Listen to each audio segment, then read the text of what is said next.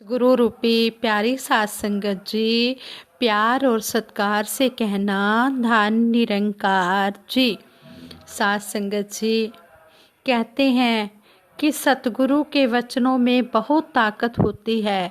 सतगुरु जो भी वचन बोल देते हैं, जो भी आशीर्वाद दे देते हैं, वह एक ना एक दिन जरूर पूर्ण हो जाता है।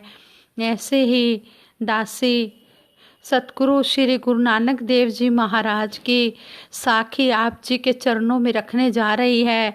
ये सच्ची घटना पर आधारित साखी है। एक बार श्री गुरु नानक देव जी महाराज प्रचार करने जा रहे थे। रास्ते में उन्होंने एक चने का खेत देखा। पके हुए चने देखकर भाई मर्दाना जी का मन ललचा गया। भाई मर्दाना जी ने श्री गुरु नानक देव जी महाराज को कहा, बाबा जी देखो कितने ये चने पके हुए हैं और इन पके हुए चनों को देखकर मेरा मन ललचा रहा है कि इन चनों को भूनकर आग में भूनकर मैं खा लूं। सतगुरु जी यह सुनकर मुस्कुराए और खेत के नज़दीक बैठ गए। एक बालक खेत की रखवाली कर रहा था। उस बालक ने जब सतगुरु श्री गुरु नानक देव जी महाराज के दर्शन किए तो वह बहुत ही खुश हुआ। उस दर्शन करके उस बालक के मन में प्रेम जाग गया। उस बालक ने अपने हाथों से चने के पौधे तोड़े, चने के बूटे तोड़े और उन्हें आग जलाई। आग में पके हुए चनों के पौधों को भूना और सतगुरु जी के आगे चने लाकर खाने के लिए रख दिए और प्रेम के साथ सतगुरु जी के पास वह बालक बैठ गया। सतगुरु जी ने भाई मर्दाने को कहा, ले भाई मर्दाने, तेरा इन चनों को खाने का बहुत मन कर रहा था, ले अब खा ले भाई। भाई मर्दाने ने बहुत खुशी से वह चने खाए। फिर उस बालक के मन में आया कि ये संत महात्मा भूखे होंगे, इन्हें भूख लग रही होगी, मैं अपने घर जाकर इनके लिए भोजन लेकर आता हूँ। यह विचार करके वह अपने घर जाने लगा। सतगुरु श्री गुरु नानक देव जी महाराज ने उस बालक से पूछा, ए बालक अब तुम कहाँ जा रहे हो?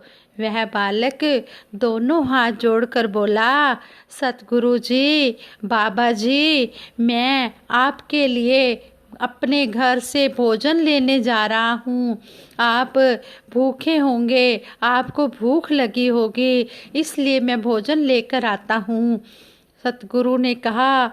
सतगुरु ने जब उस बालक का प्यार देखा कि यह तो प्यार में भीग चुका है, सतगुरु जी ने वचन दिया, वचन किया, क्योंकि सतगुरु तो अंतर्यामी होते हैं। वक्त के जितने भी पैगंबर हुए, सतगुरु पीर पैगंबर हुए, सभी अंतर्यामी थे। इनको पता था कि किसी के मन में क्या चल रहा है, क्योंकि तो सारी सृष्टि का मालिक है, अंतर्यामी है।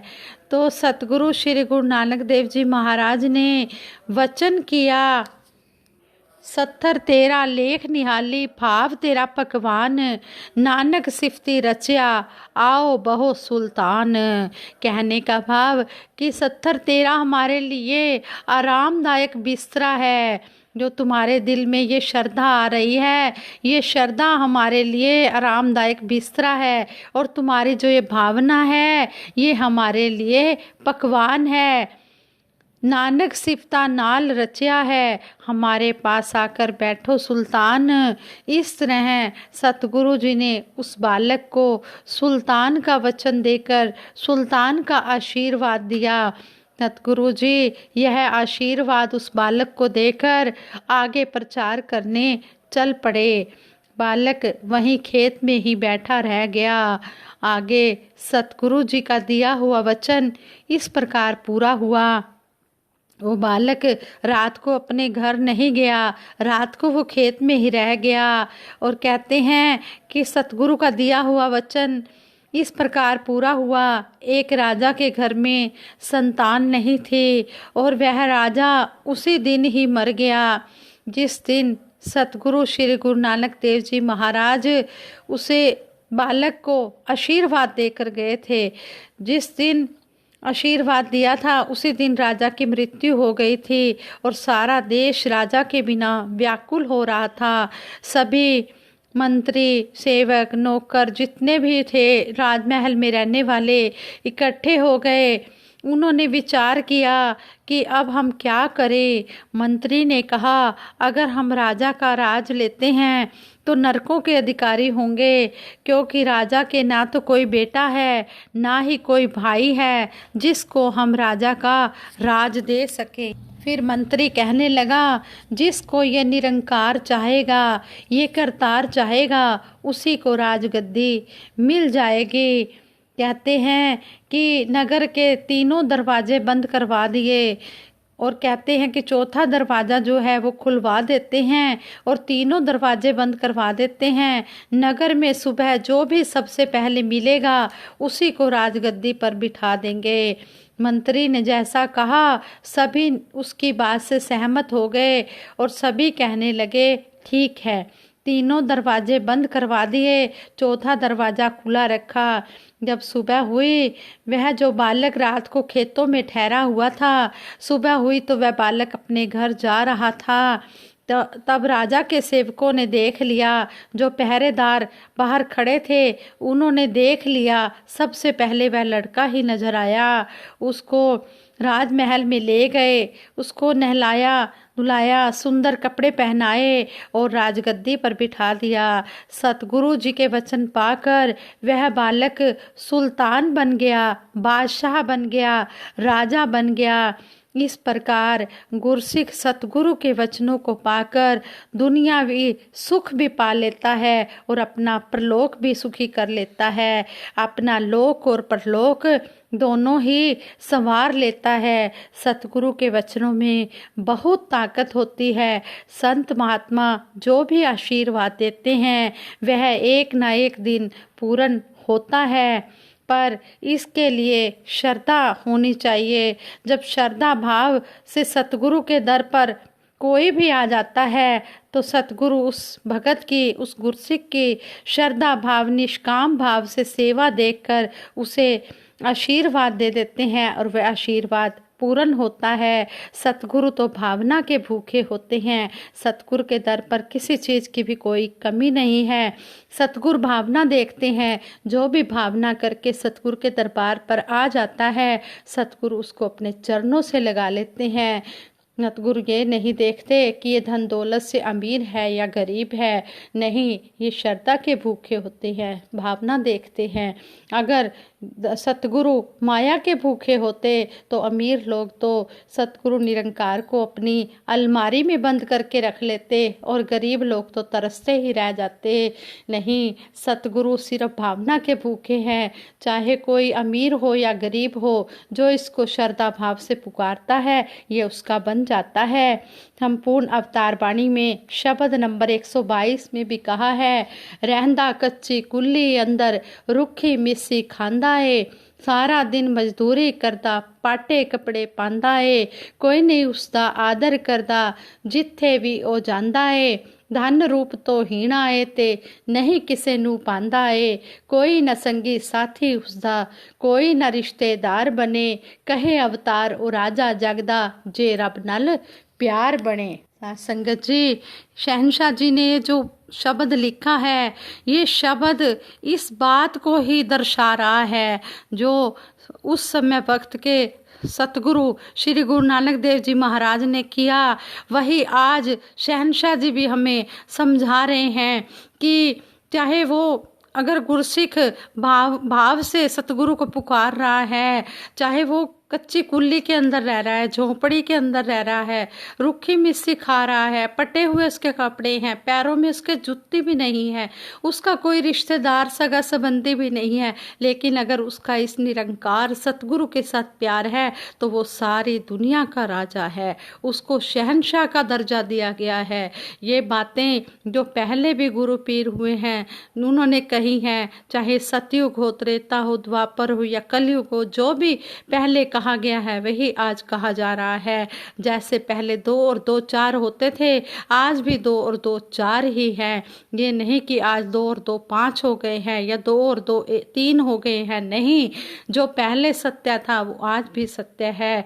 संगत जी, सतगुरु हमें बार बार समझा रहे हैं और हम ये सतगुरु सारे संसार के लिए ही आया हुआ है और सारे संसार की पुकार भी सुन रहा है। लेकिन जो सतगुरु के चरणों में आकर नतमस्तक हो जाते हैं, श्रद्धा भाव से झुक जाते हैं, श्रद्धा भावना दिखाते हैं, श्रद्धा और समर्पण वाली लेकर मन में भावना, शिष्य सदा करता है गुरु के चरण कमल की वंदना।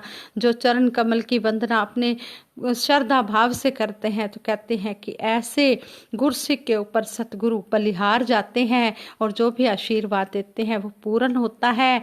ऐसे ही एक बहन बता रही थी अपने विचारों में, कहने लगे कि सतगुरु बाबा हरदेव सिंह जी महाराज ने मेरे बेटे को वचन दिया कि आपका ऑस्ट्रेलिया में आपको पीआर मिल जाएगी। तो कहते हैं कि काफ़ी साल लग गए, पीआर नहीं मिली। सतगुरु बाबा हरदेव सिंह जी महाराज ब्रह्मलीन भी हो गए। तो कहते हैं कि मेरा विश्वास पूर्ण था कि सतगुरु ने जो वचन दिए हैं वो ज़रूर पूर्ण होंगे, लेकिन जो मेरे बेटे का विश्वास था वो पूर्ण नहीं था, क्योंकि एक तो उसने ब्रह्म ज्ञान नहीं लिया हुआ था और थोड़ा सा ऐसा भी होता है कि कई बार ऐसा होता है कि इंसान का मन भटक जाता है, विश्वास पूर्ण नहीं होता, कच्चा विश्वास होता है। वो बहन कहती है कि मेरा विश्वास सतगुरु के ऊपर पूर्ण था कि सतगुरु ने जो भी वचन दिया है वह ज़रूर पूर्ण होगा। फिर वो बहन कहने लगी कि 2017 में मेरे बेटे को पीआर मिली। सतगुरु बाबा हरदेव सिंह जी महाराज का दिया हुआ वचन 2017 में पूर्ण हुआ। तो मेरा बेटा कहने लगा कि वाकई में ही सतगुरु जो भी वचन देते हैं वो चाहे थोड़ा उसमें टाइम लग जाए लेकिन वो पूर्ण जरूर होता है। इस तरह सतगुरु के शब्दों में, वचनों में, आशीर्वाद में बहुत ताकत है। हम सतगुरु सच्चे पातशाह के चरणों में समर्पित हो जाएं, बस समर्पित हो जाएं। सच्चे पातशाह मेरा मुझ में कुछ नहीं, जो कुछ है सो तेरा, तेरा तुझको सौंपते क्या लागे है मेरा, मेरा कुछ भी नहीं है, जो कुछ भी है सतगुरु सच्चे पातशाह आप जी का ही है, आप जी को ही पूर्ण है। मेरे मालिक दीन दयाल साध संगत जी, सतगुरु अगर दासी के मुख से कोई ऐसा वैसा शब्द निकल गया हो तो दासी को बख्श लेना। सच्चे पातशाह बख्शनहार हो, दासी भूलनहार है, बख्श लेना, हमारी गलतियों को ना चितारना। सच्चे पातशाह अपने चरणों में हमेशा स्थान देकर रखना। जब तक भी श्वास है तब तक हमें अपने चरणों में लगा के रखना। हमारा लोक सुखी और परलोक सुहेला करना। दासी सिमरन कराएगी, सारी संगत मिलकर सिमरन में साथ देना। तू ही निरंकार मैं तेरी शरण हाँ, मैनू बख्श लो। तू ही निरंकार मैं तेरी शरण हाँ, मैनू बख्श लो। तू ही निरंकार मैं तेरी शरण हाँ, मैनू बख्श लो। सतगुरु माता सुदीक्षा सविंदर हरदेव जी महाराज की जय। निरंकारी राजमाता गुरु वचन अवतार की जय। साध संगत जी प्यार से कहना धन निरंकार जी।